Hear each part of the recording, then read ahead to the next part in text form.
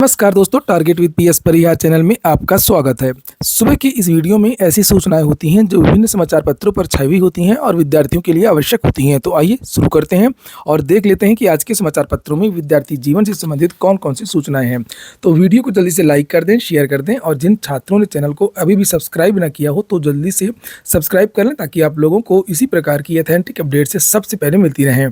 आगे बढ़ने से पहले एक सूचना है उन विद्यार्थियों के लिए जो विद्यार्थी किसी भी प्रतियोगी परीक्षा की तैयारी कर रहे हैं। वे सभी अभ्यर्थी टेक्स्ट बुक के इस बेस्ट ऑफर का लाभ ले सकते हैं जिसका नाम है रिपब्लिक डे सेल। आपको पता होगा कि किसी भी प्रतियोगी परीक्षा की तैयारी करने के लिए सबसे महत्वपूर्ण चीज़ होती है मॉक टेस्ट। उसके लिए यहाँ पर इनका एक ईयरली पास हुआ करता है जिसका नाम है पास प्रो, जिसमें आप लोगों को लगभग सभी भर्तियों के मॉक टेस्ट 1 साल के लिए मिलते हैं। मॉक टेस्ट की जो संख्या वो लगभग 80,000 से ज़्यादा है और इसमें 800 से ज़्यादा भर्तियाँ कवर की गई हैं। यानी इसी पास से आप लोग UPSI, UPPSC, RO ARO, UP police, TGT, PGT सभी जितनी भी भर्तियाँ होती हैं, सभी भर्तियों को जो मार्क टेस्ट हैं उसमें हिस्सा ले सकते हैं। कीमत इसमें कर दी गई है मात्र 351 रुपये। ये आप देख सकते हैं। इसमें भी अगर आप एक कोड लगा देंगे TWP तो आप लोगों को 12% की एक्स्ट्रा छूट मिल जाएगी। 12 से अधिक भाषाओं में मार्क टेस्ट आपको इस प्लेटफॉर्म पर मिल जाएंगे और 16 लाख से ज़्यादा विद्यार्थी इस प्लेटफॉर्म से जुड़े हुए हैं। लिंक मैंने डिस्क्रिप्शन बॉक्स में उपलब्ध करा दी है, आप लोग वहाँ से भी सीधे ज्वाइन कर सकते हैं। चलिए शुरू करते हैं और सबसे जो पहली जो सूचना है वो है बिहार की। लिखा है कि शिक्षक और पुस्तकालय अध्यक्षों की रिक्तियां जिलों से मांगी गई हैं। बिहार में TRE 4 की तैयारी हो रही है और जो TRE 3 की भर्तियां रह गई हैं, 21,000 जो रिक्तियां भर नहीं पाई हैं, इन पदों को भी नई भर्ती में जोड़ा जाएगा। इसको लेकर के मैंने पहले भी आपको जानकारी दी थी। और यहाँ पर जो सबसे बड़ी बात यह है कि लाइब्रेरियन की भर्ती जिसका इंतजार वहाँ पर विद्यार्थी कई वर्षों से कर रहे हैं। लिखा है 2008 से पुस्तकालय अध्यक्षों यानी कि लाइब्रेरियन की भर्ती नहीं हो पाई है और नीचे यहाँ पर लिखा हुआ है कि इनकी रिक्तियों की संख्या सूबे में लगभग 10,000 से अधिक है। ये देखिए बीच में 10,000 से अधिक है और इसके पहले भी एक बार रिक्तियों का आकलन किया गया था, उस वक्त 8,500 रिक्तियाँ सामने आई थी। तो तीसरे चरण में BPSC 87,774 पदों पर नियुक्ति के लिए विज्ञापन निकाला था। यहाँ बात हो रही है शिक्षक भर्ती की अब, लेकिन तीसरे चरण में 66,608 शिक्षक अंतिम रूप से चयनित हो सके। इससे 21,166 पद रिक्त रह गए थे। तो इन पदों को जोड़ करके TRE 4 का विज्ञापन आएगा और वहीं पर लाइब्रेरियन की भी 10,000 से अधिक पदों पर भर्ती आ सकती है। इसको लेकर के वहाँ के शिक्षा मंत्री ने एक पत्र भी लिखा था। 16 जनवरी का ये पत्र है, इसे आप लोग यहाँ पर ये देख सकते हैं। और लिखा कि माध्यमिक शिक्षकों एवं पुस्तकालय अध्यक्ष के रिक्त पदों की सूचना की आवश्यकता है और ये सब बातें यहाँ पर ये लिखी गई हैं। वहीं पर जिन विद्यार्थियों को लाइब्रेरियन के लिए जो आवश्यक न्यूनतम अर्हता होती है BLib या MLib ये करना हो तो इसके लिए यहाँ पर सुभारती यूनिवर्सिटी में एडमिशन चल रहे हैं। एडमिशन का जो पोर्टल है वो फिर से खुल गया है। अगर आप लोग अभी भी BLib या MLib करना चाहते हैं तो अभी भी एडमिशन हो सकते हैं। और यहाँ पर ये इनका एक कॉन्टैक्ट नंबर है जहाँ पर आप लोग कॉन्टैक्ट कर सकते हैं, अधिक जानकारी आपको मिल जाएगी और आवेदन में सहायता भी आपकी ये कर देंगे। 2 नंबर हैं, एक है 9454834533, दूसरा नंबर है 6393300364। इसके बारे में मैंने पहले भी आप लोगों को बताया था कि ये डिस्टेंस लर्निंग का कोर्स है। आप घर बैठे परीक्षा दे सकते हैं, घर बैठे आप लोग आवेदन कर सकते हैं और घर बैठे आप लोग पढ़ाई कर सकते हैं।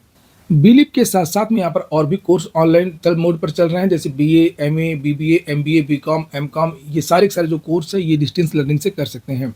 डिस्टेंस लर्निंग का एक और फ़ायदा होता है कि अगर आप लोग कोई जॉब कर रहे हैं तब भी ये कोर्स कर सकते हैं। ये पूरी तरीके से मान्यता देता है और अगर आप लोग कोई दूसरा रेगुलर कोर्स कर रहे हैं तब भी आप इसको कर सकते हैं। अगली जो सूचना है वो शिक्षा सेवा चयन आयोग की है। लगभग सभी समाचार पत्रों में इसके बारे में जानकारी दी गई है। असिस्टेंट प्रोफेसर TGT PGT भर्ती परीक्षा की तिथि बदल दी गई है। पहले ये था कि असिस्टेंट प्रोफेसर भर्ती की जो परीक्षा है वो फरवरी के महीने में होगी और TGT PGT की जो परीक्षा है वो अप्रैल के महीने में होगी। मैंने 3 दिन पहले ही एक वीडियो बनाया था जिसमें आप लोगों को ये जानकारी दी थी कि TGT PGT की परीक्षा में संशय बरकरार है। हेडलाइन भी मैंने लगाई थी और यहाँ पर ये 2 दिन पहले का वीडियो है। यहाँ पर देखिए लिखा हुआ है और जिसमें मैंने 68,500 की बात बताई थी। TGT PGT को भी बताया था और असिस्टेंट प्रोफेसर भर्ती को भी बताया था कि तैयारी पूरी हो गई है। तो वही हुआ, संशय बरकरार। और आज लिखा हुआ है कि अशासकीय सहायता प्राप्त एडेड महाविद्यालयों में असिस्टेंट प्रोफेसर, एडेड माध्यमिक विद्यालयों में सहायक अध्यापक TGT और प्रवक्ता संवर्ग PGT में भर्ती के लिए परीक्षा तिथि का इंतजार और बढ़ गया है। महाकुंभ और अभ्यर्थियों के प्रत्यावेदनों के कारण किसी ने नहीं कहा था प्रत्यावेदनों के कारण, प्रत्यावेदन तो दिया गया था सीट वृद्धि के लिए। इसके लिए थोड़ी कोई किसी ने प्रत्यावेदन दिया था। महाकुंभ और अभ्यर्थियों के प्रत्यावेदन के कारण विद्यार्थी सब चाहते थे कि परीक्षा समय से हो जाए। अब विद्यार्थी 2.5-3 साल से इंतजार कर रहे हैं और विद्यार्थी अब थोड़ी चाहते हैं कि परीक्षा पोस्टपोन हो। कोई नहीं चाहता कि परीक्षा पोस्टपोन हो, सब चाहते थे जितनी जल्दी जल्दी हो ये निपट जाए। और नीचे लिखा है अब असिस्टेंट प्रोफेसर पदों के लिए जो परीक्षा है वो 16 और 17 अप्रैल को कराई जाएगी। इसके अलावा टीजीटी पीजीटी भर्ती की परीक्षा टीजीटी की जो परीक्षा है वो 14-15 मई को होगी। पीजीटी की परीक्षा जून में चली गई है, 20 और 21 जून को होगी। शिक्षा सेवा चयन आयोग के परीक्षा नियंत्रक देवेंद्र प्रताप सिंह ने परीक्षा तिथि का संशोधित कार्यक्रम जारी कर दिया है और इसके पूर्व असिस्टेंट प्रोफेसर भर्ती परीक्षा 16 और 15 फरवरी को होनी थी। इसके लिए परीक्षा केंद्रों की तैयारी आयोग ने कर ली थी। और देखिए जो इसमें लिखा है कि तैयारी शब्द, और तैयारी शब्द का ही प्रयोग मैंने अपने वीडियो में भी किया था। ये आप लोग देख सकते हैं, ये वाला वीडियो था ये वाला, और इसमें भी मैंने तैयारी शब्द का ही प्रयोग किया था। ये देखिए असिस्टेंट प्रोफेसर भर्ती की तैयारी पूरी। लेकिन यहाँ पर ये देखिए, ये जो मैंने क्या लिखा था यहाँ पर, असिस्टेंट प्रोफेसर परीक्षा की तैयारी पूरी। तो यहाँ पर जो मेन चीज़ था कि फरवरी के महीने में भी प्रशासन व्यस्त रहेगा, पुलिस वगैरह सारी मेला पर लगी हुई है। इसकी वजह से ये जो परीक्षा है वो पोस्टपोन की गई है। आगे लिखा है कि प्रयागराज मंडल, लखनऊ मंडल, वाराणसी मंडल, गोरखपुर मंडल, मेरठ, आगरा मंडल और मुख्यालयों में जनपदों से परीक्षा केंद्रों की सूची मांगी गई थी। अब इन्हीं मंडलों पर जनपद मुख्यालयों में परीक्षा तिथि बदल करके परीक्षा कराई जाएगी।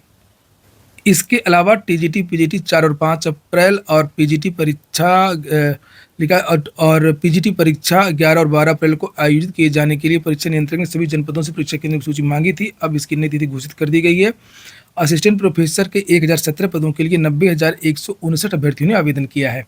वहीं पर एक एमएलसी हैं देवेंद्र प्रताप सिंह, उन्होंने मुख्यमंत्री योगी आदित्यनाथ से मांग की है कि राजकीय हाई स्कूलों में कार्यरत अधीनस्थ राजपत्रित प्रधानाध्यापकों की पदोन्नति करने सहित कई संगतियां दूर करने की मांग की है। पत्र में देवेंद्र प्रताप सिंह ने कहा कि 6 वर्षों से जीआईसी व जीजीआईसी के प्रिंसिपल समूह खा पद पर पदोन्नति नहीं की जा रही है, जबकि पदोन्नति कोटे के लगभग 500 से अधिक पद रिक्त हैं। लोक सेवा आयोग ने आज भी एक विज्ञप्ति जारी की है, जिसे आप लोग यहाँ पर ये देख सकते हैं। और कुछ भर्तियाँ 1, 2, 3, 4 भर्तियाँ हैं चिकित्सा आयुष विभाग की, और इन भर्तियों के जो कट ऑफ अंक वगैरह हैं वो जारी कर दिए गए हैं। 30 जनवरी तक ये उपलब्ध रहेंगे, विद्यार्थी चाहें तो देख सकते हैं। अगली सूचना है परिवहन निगम की। परिवहन निगम में 5000 महिला कंडक्टर भर्ती होंगी। शैक्षिक योग्यता इंटरमीडिएट के साथ CCC प्रमाण पत्र होना। उत्तर प्रदेश परिवहन निगम में करीब 5000 महिला अभ्यर्थियों को सीधे संविदा परिचालक के पद पर नियुक्त किया जाएगा। इसके लिए वह महिला अभ्यर्थी ही पात्र होगी जो उत्तर प्रदेश राष्ट्रीय ग्रामीण आजीविका मिशन एवं उत्तर प्रदेश कौशल विकास मिशन की सदस्य होगी। इसके अलावा एनसीसी बी प्रमाण पत्र और एनएसएस स्काउट गाइड संस्था के राज्य पुरस्कार और राष्ट्रपति पुरस्कार प्रमाण पत्र महिला अभ्यर्थी को 5% अतिरिक्त लाभ दिया जाएगा। नियुक्ति पाने वाली महिला परिचालकों को उनके गृह जनपद वाली डिपो में भी तैनाती दी जाएगी। लिखा कि परिवहन राज्य मंत्री दयाशंकर सिंह ने बताया कि इस भर्ती के लिए शैक्षिक योग्यता इंटरमीडिएट के साथ CCC प्रमाण पत्र होना जरूरी होगा। इंटरमीडिएट परीक्षा के अंकों के आधार पर ही इनकी मेरिट तय करते हुए सीधे संविदा परिचालक पद के लिए नियुक्ति दी जाएगी। मंत्री ने बताया कि एनसीसी बी प्रमाण पत्र, एनएसएस प्रमाण पत्र और भारत स्काउट एवं गाइड संस्था के राज्य पुरस्कार एवं राष्ट्रपति पुरस्कार प्रमाण पत्र धारक महिला अभ्यर्थियों को इंटरमीडिएट के अंकों में 5% का वेटेज भी दिया जाएगा। महिला परिचालकों को संविदा चालकों परिचालकों के बराबर ही पारिश्रमिक दरों का भुगतान किया जाएगा। जितना ड्राइवर को मिलेगा उतना ही कंडक्टर को भी मिलेगा। अगली सूचना यूपी SSSC की है। यूपी SSSC ने कल भी एक नोटिस जारी की थी। स्टेनो भर्ती में पद बढ़ गए हैं। इसके पहले परसों जो नोटिस जारी हुई थी उसमें जूनियर असिस्टेंट की भर्ती में पद बढ़े थे। लिखा है कि आशु लिपिक भर्ती में 563 पद और बढ़ गए हैं। प्रदेश में विभिन्न विभागों में चल रही आशु लिपिक भर्ती में 563 पद और बढ़ गए हैं। पहले 661 पदों पर शुरू हुई भर्ती अब 1224 पदों पर होगी। अधीनस्थ सेवा चयन आयोग ने इसके लिए संशोधित आरक्षण व इसकी विस्तृत सूचना वेबसाइट पर अपलोड कर दी है। आयोग के सचिव अवनीश सक्सेना ने बताया कि विभिन्न विभागों के तहत 661 पदों पर चयन के लिए 2 दिसंबर 2024 को विज्ञापन जारी कर 26 दिसंबर से ऑनलाइन आवेदन शुरू किए गए हैं। ऑनलाइन आवेदन व शुल्क जमा करने की अंतिम तारीख 25 जनवरी है। ऑनलाइन आवेदन व शुल्क जमा करने की जो लास्ट डेट है वो 25 जनवरी है, जबकि 1 फरवरी तक शुल्क समायोजन व आवेदन में संशोधन होगा। तो आज ही इसकी लास्ट डेट है। अगर आप लोगों ने आवेदन ना किया हो तो आप लोग आवेदन कर सकते हैं। नीचे लिखा उन्होंने बताया कि राज्य कर आयुक्त कार्यालय की ओर से आशुलिपिक के पूर्व में विज्ञापित 177 पदों के स्थान पर संशोधित पदों की संख्या 616 कर दी गई है। कुछ अन्य विभागों के भी 124 पद इसमें शामिल किए गए हैं। अगली सूचना यूपीएससी की है और आपने देखा होगा पिछले वर्ष कितना ज़्यादा विवाद हुआ था। जो एक आईएएस थी पूजा खेड़कर, और उन्होंने बहुत सारी गड़बड़ी की थी, उनको पद से भी हटाया गया और उन्होंने फर्जी ओबीसी का प्रमाण पत्र लगाया, नाम बदला कई बार और पद का दुरुपयोग का भी आरोप लगा।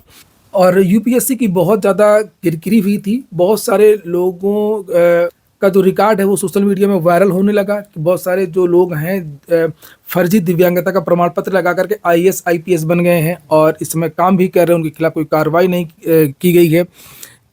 किसी ने फर्जी एसटी का प्रमाण पत्र लगाया, किसी ने फर्जी एससी का लगाया, किसी ने फर्जी नॉन क्रीमी लेयर ओबीसी का प्रमाण पत्र लगाया। बहुत सारे लोगों की पोल खुली। हालांकि हुआ कुछ भी नहीं। ज़्यादातर लोग, चूँकि आईएएस आईपीएस में जल्दी कुछ नहीं होता है, बहुत सारे लोग अभी भी काम कर रहे हैं। लेकिन पूजा खेड़कर का जो मामला था वो थोड़ा सा हाईलाइट इसलिए हुआ कि वो अपने विभाग में ही लड़ गई, तो उसके खिलाफ खुद आईएएस जो लॉबी थी वो खुद लग गई थी हटाने में। अगर वो अधिकारियों से नहीं बैठती, अपने विभाग के अधिकारियों से कि मुझे ये गाड़ी चाहिए, मुझे ये बंगला चाहिए, मुझे शौचालय चाहिए, मुझे इस तरीके का ऑफिस चाहिए, अगर ये नहीं करती तो वो हो सकता है कि वो बच जाती, जैसे कि बाकी के अधिकारी बच जाते हैं। तो यूपीएससी ने बदलाव कर दिया है इस बार आवेदन में। यहाँ पर इस समय आवेदन चल रहे हैं यूपीएससी के लगभग 1129 पदों पर ये भर्ती आई है। अब यूपीएससी जो है आवेदन के समय ही सारे प्रपत्र अपलोड करने की बात कर रहा है। उसमें रजिस्ट्रेशन नंबर डालना होता है। अगर आप ओबीसी का या एससी का कोई भी दावा करते हैं तो उसमें आपको जो आपका सर्टिफिकेट है उसका पूरा नंबर डालना होता है। उसमें पूरी पीडीएफ उसमें अपलोड करनी होती है। लिखा है कि प्री से पहले देने होंगे आरक्षण और आयु संबंधी कागजात। पहले ये जो डॉक्यूमेंट्स वो मेंस में लगते थे।